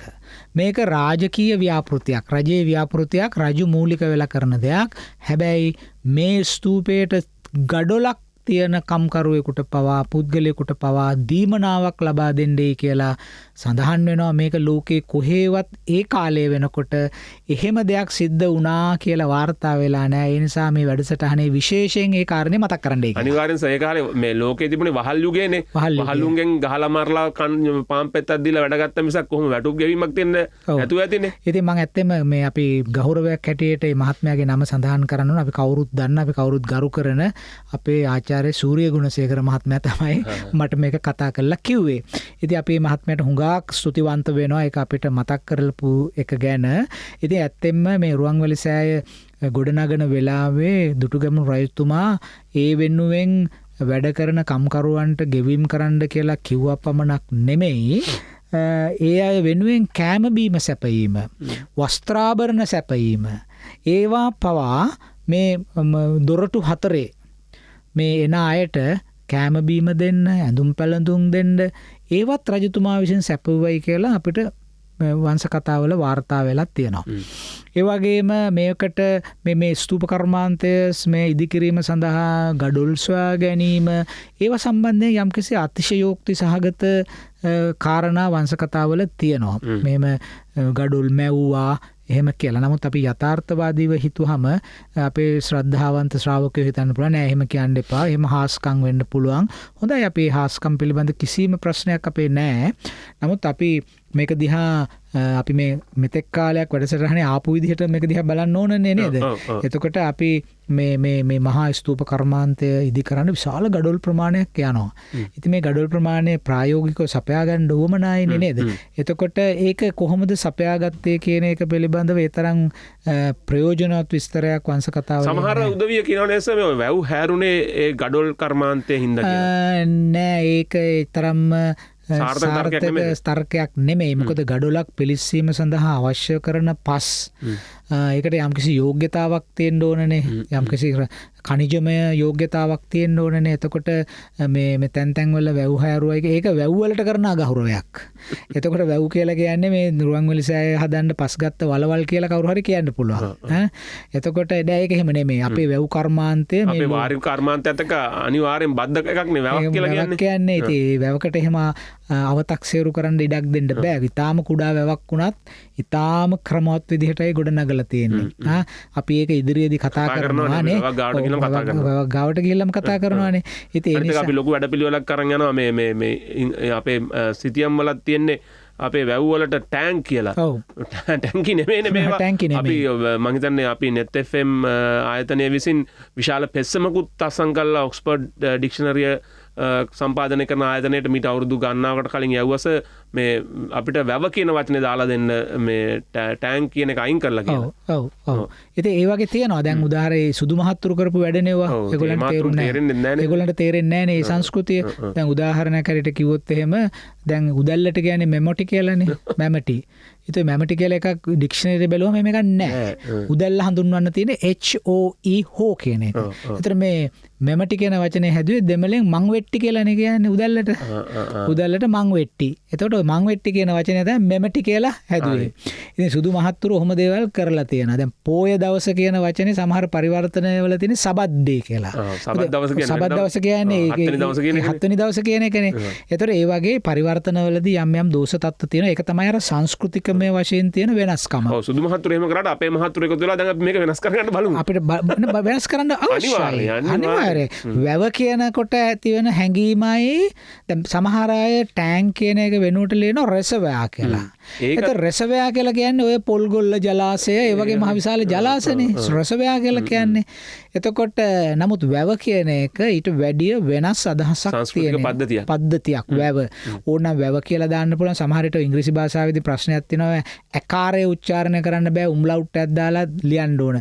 අඩුපිට කියනවා වාපි කියලා ලියන්න කියලා. වාපි කියන වචනේ පුළුවන් නේ වැව කියන වචනේට නේද? ඒත් ඒ වගේ එකක් තුනක් තමයි ඒ මොකද භාෂාවෙන් තමයි රූපක හැදෙන්නේ. බා කියනකොටම. ඒතර රෙසවයා කියන එකයි වැව කියන එකයි දෙකක් කියන එක අපි සංවේදී වෙන්න අවශ්‍යයි. ඉතින් කොහොම හරි රුවන්වැලි සෑ ස්තූප කර්මාන්තය කිරීම සඳහා වංශ කතාවල කියනවා එක්තරා වැඩි ආදිවාසී කෙනෙක් ඇවිල්ලා පණිවිඩය කිව්වයි කියලා අන්න කැලේ මැද්දේ මේ ගඩොල් මැවිලා තියෙනවා ගඩොල් තියෙනවා අරන් යන්න පුළුවන් කියලා. නැත්නම් අපිට පේන්නේ මේ රුවන්වැලි සෑ කර්මාන්තය ඉදිකිරීම සඳහා ඒ ගඩොල් නිෂ්පාදනය කරන්නට ආදිවාසීන්ගේ සහයෝගයක් ලබා ගත්තා වෙන්න පුළුවන්. ඒ සුදුසු නිදිය තියෙන තැන ඒ නිදිය ලබා ගන්න ඊළඟට ඒක ගඩොල් පුලුස්සන්න ඕන විශාල දර ප්‍රමාණයක් ඕන ඒ දර ලබා ගන්න ඕන ඉන්ධන හැටියට කැලෙන් ලබා ගන්න. ඒ නිසා මම හිතන්නේ මේ අර මේ ගඩොල් සපයා ගැනීමේ කතාවට වැඩි ජනතාව සම්බන්ධ කරගෙන තියෙන්නේ මේ මහා වංශ ප්‍රවෘත්තියේ මේ ගඩොල් පිලිස්සීමේ කටයුත්තට අවශ්‍ය කරන ඒ දර ඉන්ධන ඒ ශ්‍රමය යෙදීම සඳහා අර මේ වැඩි ජනතාව අපි දන්නවනේ ගම් වැඩි කියලා තියෙනවනේ මහා වංශයේ ගම්මාශ්‍රයේ ජීවත් වෙච්ච වැඩි ආදිවාසී ජනතාව. ඉතින් ඒ අයගේ සහයෝගය රජතුමා ලබා ගන්න ඇති. මොකද අපි දන්නවා පණ්ඩුකාභය රජතුමාගේ කාලේ ඉඳලම ව්‍යාධදේවට මේ ගහක් වෙන් කරනවානේ. ව්‍යාධදේව කියන්නේ වැඩි දෙවියා. වැඩි දෙවියා කියන්නේ දඩේමට අධිපති දෙවියා. ඒතකොට එහෙමනම් මේ වැඩි ජනතාව අපේ වැඩි ජනතාව කියලා කියන්නේ කවුරුත් නෙමෙයි අපි දන්නවනේ අපේ මේ අර අපි කතා කරපු යක්ෂ කියන අපේ හිටපු සුදේශික ජනතාවට සම්බන්ධ කට්ටියක් නේ. දැන් ඒක මම විතරක් කියන එකක් නෙමෙයි. දැන් ආචාර්ය දරණීගල මහත්මයා සහ පීපී දරණීගල මහත්මයා ඉතින් ඒ අය ලියලා තියෙනවා මේ මම කියන්නම් දරණීගල මහත්මයා 1970 පළ කරපු ලිපියේ තියෙන වාක්‍යය. ඕක කියනවා the Veddas who are the hybrid descendants of Balangoda man. ඒතර වැද්දා කියන්නේ දෙමොහොන්. ඒතර වැද්දා කියන්නේ කවුද? hybrid descendants. ඒතර hybrid උනේ එක පැත්තක් බලංගොඩ මානවයාගේ තව පැත්තක් අන්න අපි කියපු අර සංක්‍රමණික මිනිස්සුත් එක්ක කවලම් වීමෙන් ඇතිවෙන මේ බද්ධ වීමක්. එතකොට මේ වැඩි ජනතාව එහෙම එතකොට ඒගොල්ලෝ අර අපේ බලංගොඩ මානවයාගේ කොටසක් තියෙනවා. ඒගොල්ලෝ ස්වදේශිකාය. ඒතර ඒ අයටනේ මේ වංශ කතාවල යක්ෂ නොඑක ඒවා කියලා තියෙන්නේ. හරි. මම හිතන්නේ අපිට පේන හැටියට යක්ෂ කියන කට්ටිය තමයි අපේ පළවෙනියෙන්ම මිශ්‍ර වීම සිද්ධ වෙලා තියෙන්නේ. නාගවරු මිශ්‍ර වෙන්න ඇත්තේ ටිකක් යක්ෂවරුන්ට පසු කාලයක. ඒක පෙන්වන්න පුළුවන් සාක්ෂි අපිට තියෙනවා. මොකද නාගවරුන්ගේ සම්බන්ධතාව ටිකක් පුළුල්ලු අපෙත් පේනවා ඉන්දියාවෙත් පේනවා. විශේෂයෙන්ම නාගාර්ජුන කොණ්ඩ පැත්තේ ඉඳලාම පේනවා. ඒ සාතවහන අපිව ඉදිරියේදී සාකච්ඡාවට ගනිමු. ඉතින් කොහොම හරි මේ රුවන්වැලි සෑ ස්තූප කර්මාන්ත ඉදිකිරීම ගඩොල් සපයා ගත්තා. විශේෂ මැටි වර්ග, සුවඳ මැටි වර්ග, සුවඳ කවණ්ඩ ඇති ඒවා අරගෙන අපි දන්නවනේ ටච් මහල් ඉදි කරන කොටත් ඒ වගේ කරා කියලා. මේක ඉදි කරගෙන රුවන්වැලි සෑ ඉදි කරගෙන ගියා. කරගෙන ඊළඟට මේක ඉදි කිරීමේදී තිබෙන වැදගත්ම අවස්ථාව තමයි මුහුණ දෙන්න තිබිච්ච ධාතු ගර්භය. මොකද අපි දන්නවා ස්තූපයක ප්‍රධානතම තැන ධාතු ගර්භයනේ. හරි. කියන්නේ ධාතු ගර්භයේ හින්දානස ස්තූපයක් හැදෙන්නේ. ස්තූප දා ගැබක් නේ ඒක ධාතු ගර්භය. ඒ කියන්නේ පූජනීය දේ නේද? කියන්නේ ධාතු තැම්පත් කිරීමේ මුඛ්‍ය අරමුණ නිසා ඒකේ තියෙන්නේ. අනිත් අතට නුවන් අපි මෙහෙම කල්පනා කරන්න ඕනේ. දැන් අපි මෙහෙම විස්තරේ කියවගෙනට මේ රුවන්වැලි සෑය කියලා ස්තූපයක් හැදුවා. ඕක විතරනේ අපිට නිකන් විස්තරයක් හැටියට පේන්නේ. නමුත් අපි මේ සාකච්ඡාව පටන් ගන්නකොට කිව්වා මේක මෙහි ඉංජිනේරුමය කර්මාන්තයක්. මේකේ ආගමික අර්ථයක් තිබුණාට මේ සහ දැවැන්ත ස්තූපයක් හදනකොට මේකට තියෙන්න ඕනනේ සිවිල් ඉංජිනේරු මූලධර්ම, භෞතික විද්‍යාවේ මූලධර්ම. ඒවා නැතුව මේක කරන්න බෑනේ මේ යථාර්ථේ. අපි සරලව ගමු. දැන් අත්තිවාරම නම් දැම්ම පිහිටි පොළොවට ගිහිල්ලා මේක හදාගෙන ආවා. හදාගෙන ආවට පස්සේ දැන් මේකේ ගුරුත්ව කේන්ද්‍රය අරම ඔක්කොම සමතුලිත කරලා හදාගන්න ඕනනේ. නැත්තම් පුපුරනවනේ. පුපුරනවා. දැන් අනිත් එක බලන්න දැන් ස්තූපය කියලා කියන්නේ නිකන් අර්ධ කවයක්නේ. ඒතර මේ අර්ධ කවය නිවැරදිවම සකස් කර ගැනීම. හරියට කියනවා නම් මේ අවකාශයේ කවකටුවකින් ඡාපයක් අඳිනවා වගේ වැඩක් නේ. එතකොට මේ හැඩය ගැනීම සඳහා මේ අය කොයිතරම් මහන්සියක් කොයිතරම් ගණිතමය ආදේශනයක් කරන්න අවශ්‍යයිද කියන කාරණය. එතකොට මේ හරි සමතුලිත භාවයේ මේ අර්ධකවයේ නොතිබුණොත් එහෙම මේ ගඩොල් තියාගෙන යනකොට යම්කිසි අසමතුලිතතාවක් ආවොත් මොකද වෙන්නේ කියන එක අපිට ඉතාම පැහැදිලිනේ. දැන් ඕක 1912 දී රුවන්වැලි සෑයට උනානිස නැවත ප්‍රතිසංස්කරණය කරන් යනකොට නාරංගිට සුමනසාර හාමුදුරුවෝ මහා වැස්සකදී හදපු ටික කඩවැටුණානේ. ඉතින් ඒ කාලේ විතර නෙමෙයි දැන් අපි දන්න කාලෙක මිරිසවැටිය ප්‍රතිසංස්කරණ ව්‍යාපෘතිය කරන වෙලාවේ මිරිසවැටිය දෙබෑ වෙලා ගියා දෙකට. ඒ වගේමයි තිස්ස මහාරාමේ සඳගිරි ස්තූපය. ඒක අලුතෙන් සංරක්ෂණය කළා. ටික දවසකින් මැදින් පැලිලා කැඩිලා වෙන් වෙලා ගියා. එතකොට අපිට පේනවා දැන් සඳගිරිය වර්තමාන මේ අලුත් මෙනුම් උපකරණ ඔක්කොම තියලා හදන්න ගිහිල්ලත් එහෙම වෙනවනම් ඒ කාලේ මං කියන්නේ ඒ කාලේ අපේ තිබිච්ච තාක්ෂණය අද තාක්ෂණයට වඩා පහළයි කියලා. එදා කාලේ ඒකට අනුව දියුණු තාක්ෂණය නැති වුණේ. ඒකට අවශ්‍ය කරන තාක්ෂණය තිබුණා. ඒකට අවශ්‍ය දැන් බාසුන් නැහැලාට අත්තිවාරමක් කපන්න ගියාම බාසුන් නැහැලා නූල අරගෙන ලණු අරගෙන හරියට අංශක අණුවට මුල්ල හදනවානේ. ඉතින් කවදාකවත් බාසුන් නැහැ වාඩි වෙලා පයිතගරස්ගේ ප්‍රමේය ඔප්පු කර ඉන්නේ නැහැ නේද? බද්ධ පාද දෙක මේ වර්ගයයි කර්ණේ වර්ගයයි කියන එක අතර සම්බන්ධතාව ඒ අය බලාගෙන ඉන්නකොට විවහාරයෙන් එක කරන ලණු අරගෙන හරියට කවදාකවත් අපේ මුළු පරස් කියන ඒවා එහෙම ඉතින් පස්සේ දෙන් වහලා ගහනකොට ගන්න ත්‍රිකෝණමිතිය. ඉතින් ඒවා අපේ සම්ප්‍රදාය තුළ තිබුණා. ඉතින් රුවන්වැලි සෑය මහා ස්තූපය ඉදි කරනකොට අපි හිතන්න නරකයි මෙතන හිටියේ රජ්ජුරුවෝයි භික්ෂූන් වහන්සේලායි බාසුන් නැහැලා ටිකයි කියලා. නෙමෙයි මෙතන හිටියා ඉංජිනේරුවරු. ඒ පසේ තත්ත්වය මනින එක ඊළඟට ළඟ තියනවා මේ මල්වතු ඔය මේකේ පිටාරාවට පස්සේ මේක කොහොමද බලපවත්වන්නේ කියන එක රජුට මේක උපදෙස් දෙන්න ඕන.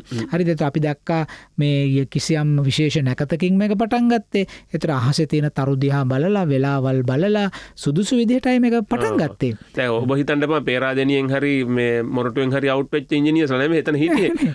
ඊට වැඩිය පරම්පරාගතව පාරම්පරික ඥානයත් එක්ක පොහොසත් වෙච්ච කට්ටියක් හිටියා. ඔව්. දැන් ඇත්ත වශයෙන්ම මට මේ වෙලාවේ හරියට මතක නැහැ මූලාශ්‍රය මේ එක තැනක සඳහන් වෙලා තියෙනවා ඒ උත්සවයට ඇවිල්ලා හිටියයි කියලා ඒක රාජ්‍ය උත්සවයක්. ඒ උත්සවයට ඇවිල්ලා හිටියයි කියලා මේ භූකම්පන දන්නා විද්‍යාඥයෝ. ඒ කියන්නේ සීස්මික් ටෙක්නොලොජි එක දන්න අය. සීස්මික් කියලා අපි කියන්නේ පොළවේ ඔය රික්ටර් මාපක එහෙම ඒ කියන්නේ සීස්මික්. එතකොට මේ භූකම්පන මේ පඬිවරු ඇවිල්ලා හිටියයි කියලා භූකම්පන ගැන දැනගෙන අය. ඒතර ඒ කියන්නේ දැන් මෙහෙම රාජ්‍ය උත්සවයක් කරනකොට මේ ඔක්කොම කට්ටිය එනවා මේ හැම දෙයක්ම ගැන දන්න අය. ඒතර රුවන්වැලි සෑය සුපකර්මාන්තය කරන වෙලාවේ විශාල පරිමාණයෙන් දැනුම මේකට ආයෝජනය කරන්න අවශ්‍යයි. දැන් අපි 19 වෙනි සතවර්ෂයේ වෙනකනුත් මේක නටබුන් වෙලා හරි තිබුණානේ. මේක බිමට වැටිලා සමතලා වෙලා ගියේ නෑනේ. මේක තිබුණා. ඉතින් මේක මෙච්චර ස්ථාවරව තියාගන්න නම් ඒ කියන්නේ කාලයේ නොයෙක් රුදුරු තර්ජන වලට මුහුණ දෙමින් එහි මූලික හැඩය ආරක්ෂා කරගනිමින් ඒක එහෙම ඉතුරු වෙලා තියෙන අවුරුදු දහස් ගණනක්.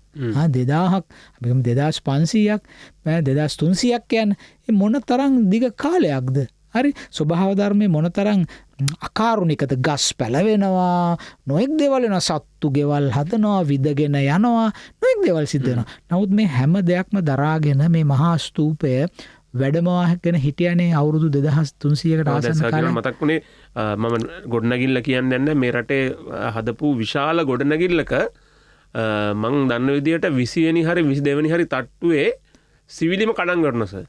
හේතුව මොකක්ද දන්නවද? වේයෝ කහලා. තට්ටු 22ක් උඩට පොළවේ ඉඳලා වේය උඩට ගියා. මේ අලුතෙන්ම හදපු ගොඩනැගිලි වල. ඉතින් හැබැයි රුවන්වැලි සෑය ඔහොම පැවතුනානේ. ඉතින් දැන් ඒක දැන් රුවන්වැලි සෑයට විශාල ඉංජිනේරුමය තාක්ෂණයක් යෙදුවා.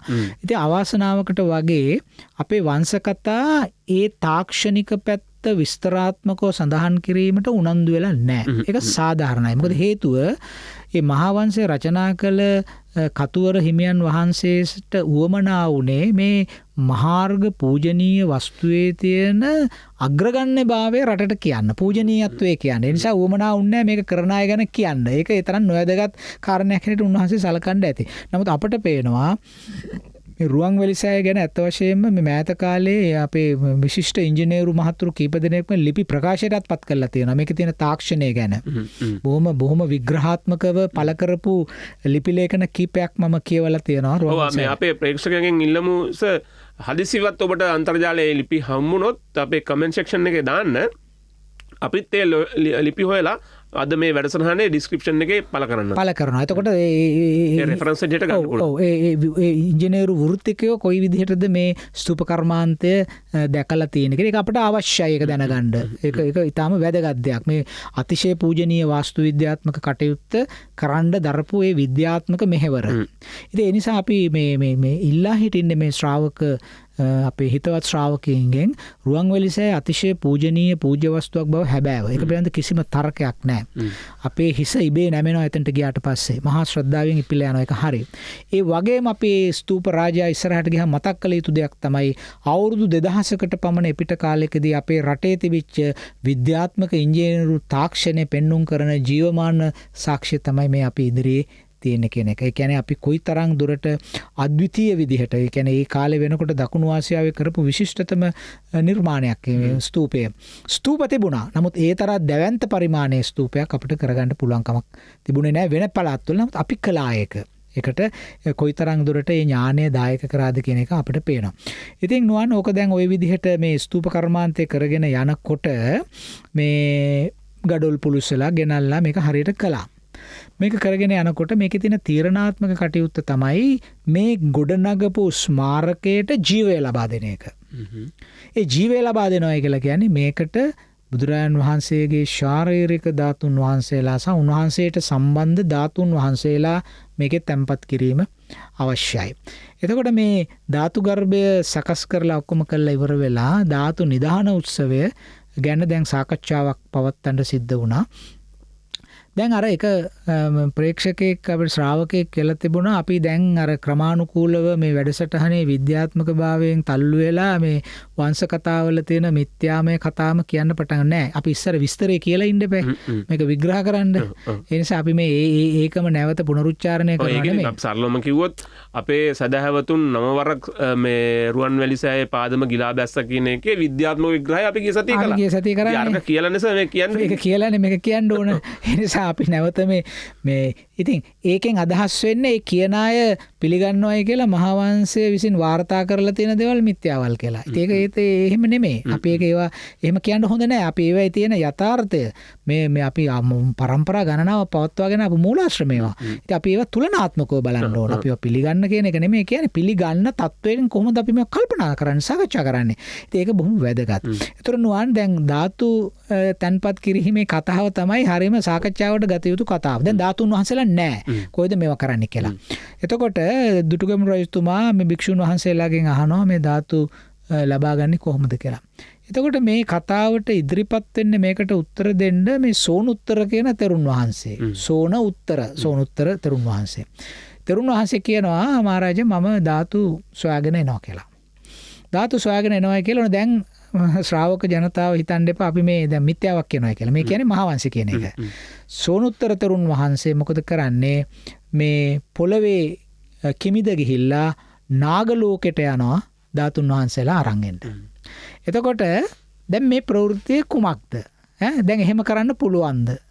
මොකද සෝනුත්තර ස්වාමීන් වහන්සේ කියනවා මේ ධාතුන් වහන්සේලා තියනවා නාගලෝකේ. නාගලෝකෙට අරන් ගිහිල්ලා. ඒතර මහාවංශය මේ නාගලෝකෙට ධාතු ගියේ කොහොමද කියන එක ගැන කියනවා විස්තරයක්. හරිද? ඒක ඊටාම වැදගත්. මොකද්ද?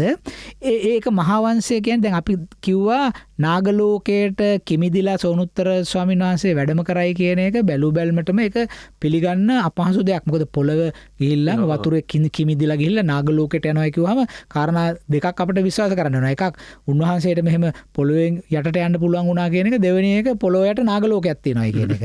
ওই දෙකම අපිට විශ්වාස කරන්න වෙනවානේ. හරි? නමුත් අපි දැනගන්න ඕන මේක දිහා කොහොමද අපි බලන්නේ කියලා. එතකොට ඒ සම්බන්ධයෙන් අපි දැන් මේ විවේචනාත්මකව සහ යථාර්ථවාදීව කතා කළ යුතුයි. එතකොට මහාවංශයේ සඳහන් වෙනවා මේ නාගලෝකේ මාංජරික නම් නාගලෝකය. නාගලෝකයට නමකුත් දීලා තිනවා. මාංජරික නම් නාගලෝකයේ තමයි මේ තියෙන්නේ. ඒතර මේ ධාතුන් වහන්සේලා බාරව ඉන්නේ මහා කාල කියන නාගරාජයා. ඔහුගේ බාරය තමයි මේ ධාතුන් වහන්සේලා තියෙන්නේ. මේ කාලේ අපිට තියනවාද ඉදිරියට යන්න ඕන අපි මේක නවත්තන්න පුළුවන් දැනකින් නවත්තලා අපි ලබන සතියේ යන්න වෙනවා. ඔව් එතකොට මේ මාංජරික නාගරාජයා මේ ධාතු ලබා ගන්නේ මේ රාමගාම කියන ස්තූපයේ තැන්පත් කරපු බුදුරජාණන් වහන්සේගේ ශාරීරික ධාතු එක්තරා අවස්ථාවක ගංගාවක් අයිනේ රාමගාම ස්තූපය හැදුවේ. ඒ ගංගාව ගොඩ ගැලීම නිසා රාමගාම ස්තූපය නටබුන් වුණාය. රාමගාම මේක ඉන්දියාවේ තියෙන රාමගාමයේ.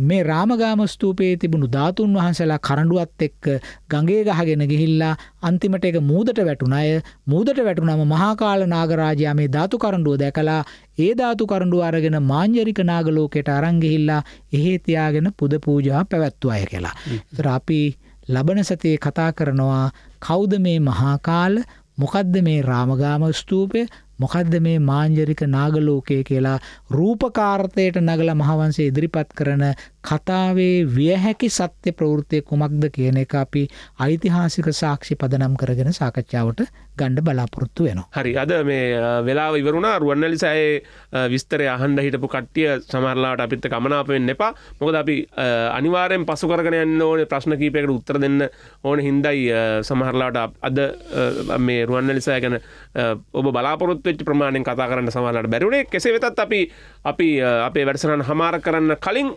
කියනවා නැවත මේ මෑත කාලේ අපිට පේන්න මේක ප්‍රතිසංස්කරණය කරන්න දායක වෙච්ච නාරංගිට ස්වාමීන් වහන්සේ පිළිබඳව අප වෙනම වැඩසටහනක් උන්වහන්සේ කවුද කින්ද මන්ද යන වගේ පිළිබඳව වෙන වැඩසටහනක් තියෙනවා. ඔබට පුළුවන් මේ වැඩසටහන අවසානයේ තියෙන end screen වලින් ඔබට YouTube බලන කට්ටියෙන් නම් ඒ වැඩසටහනට පිවිසෙන්න.